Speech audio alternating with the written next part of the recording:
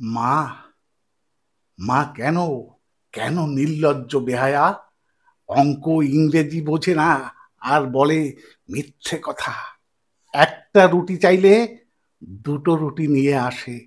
কোথাও যাওয়ার সময় 20 টাকা চাইলে 50 টাকা পকেটে ঢুকিয়ে দেয়।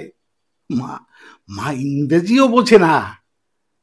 আই আই হেট ইউ বললে উল্টে না বুঝে ছেলেকে ভালোবেসে বুকে টেনে নেয়। মা মিথ্যেবাদী। না খেয়ে বলে খেয়েছি, পেটে খিদে থাকা সত্ত্বেও নিজে না খেয়ে প্রিয় খাবারটা ছেলের জন্য যত্ন করে যত্ন করে তুলে রাখে। মা, মা বোকা বোকা। সারা জীবন কলুর বলদের মতো রান্নাঘর আর আমাদের ভালো মন্দের পিছনে কাটিয়ে দেয়।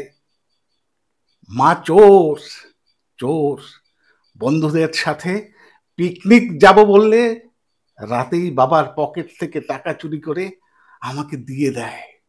মা নির্লজ্জ, মা নির্লজ্জ বেহায়া। মাকে কতবার বলি আমার জিনিসে যেন হাত না দেয়, তবু মা নির্লজ্জের মতো আমার এলোমেলো পড়ে থাকা জিনিসগুলো নিজের হাতে গুছিয়ে রাখে। মা বেহায়া বেহায়া।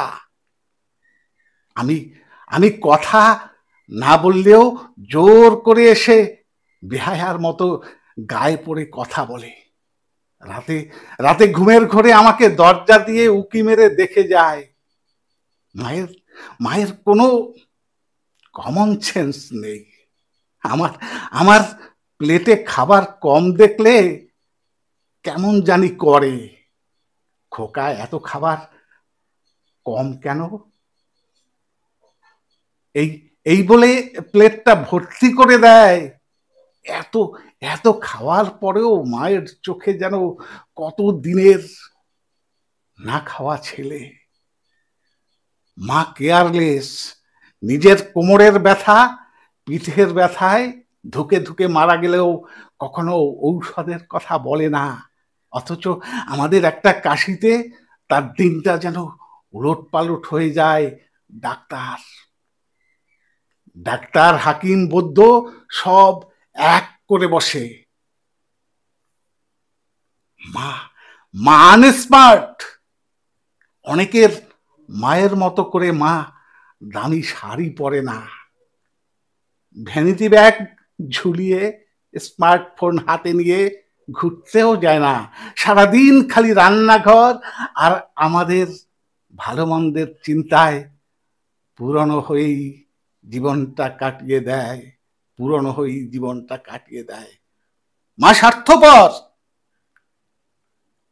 নিজের নিজের সন্তান ও স্বামীর জন্য মা দুনিয়ার সব কিছু ত্যাগ করতে পারে। পৃথিবীর সবচেয়ে খারাপ সবচেয়ে খারাপ বোধহয় মা। তাই বুঝি আমরা সন্তানেরা তাদের এত কষ্ট দেই, তবুও তাদের পরিবর্তন হয় না।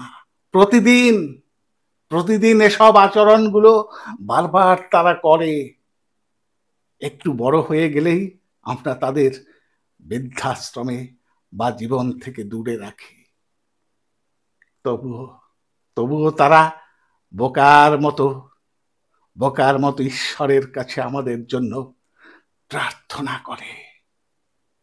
সারা জীবনটা আমাদের খালি ভালোবাসা দিয়েই যায়।